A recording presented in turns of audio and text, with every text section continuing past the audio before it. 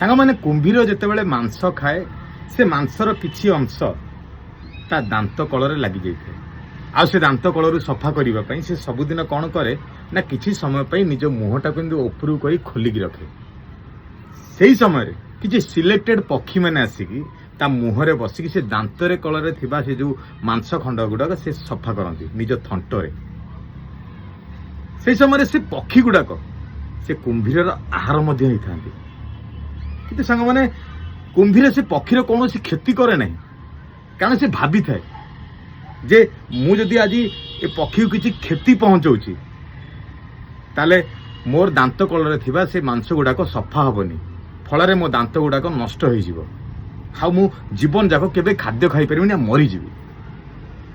ତେଣୁ ସାଙ୍ଗମାନେ ଗୋଟେ ପଶୁ ଜାଣିଛି ଆଜି ଯଦି ମୁଁ ମୋତେ ସାହାଯ୍ୟ କରୁଥିବା ଲୋକକୁ ମୁଁ କ୍ଷତି ପହଞ୍ଚେଇବି ତାହେଲେ ମୁଁ ଆଗାମୀ ସମୟରେ ମୁଁ ବଞ୍ଚିବିନି।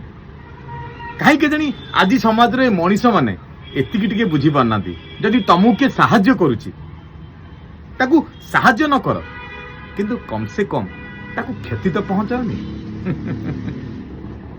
ଠିକ କହିଲି ନା? ଜୟ ଜଗନ୍ନାଥ।